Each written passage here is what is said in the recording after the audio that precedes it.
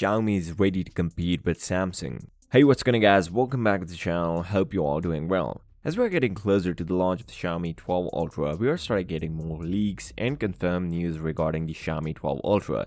And it is now clear that Xiaomi 12 Ultra will give a tough competition to Samsung Galaxy S22 Ultra, and this time Xiaomi is also working on its cameras. Xiaomi 12 Ultra release date is confirmed for China. According to the tipster, Xiaomi 12 Ultra will officially announce for the Chinese market in May, and then later for the other countries, since 12 and 12 Pro was revealed for China in December and later launched in other countries in mid-March. Let's hope that wait won't be longer than that. Before moving on, if you like the content, make sure to drop a like, subscribe to the channel, and comment down below Galaxy S22 Ultra or Xiaomi 12 Ultra, which one would you prefer? Last year, Xiaomi Mi 11 Ultra comes with only ceramic version and there was no other choice. But this time, with Xiaomi 12 Ultra, you are going to get 3 versions: glass, ceramic, and vegan leather. Where glass will be available in multiple colors, ceramic will be available in white and black, and leather version colors is so far unknown.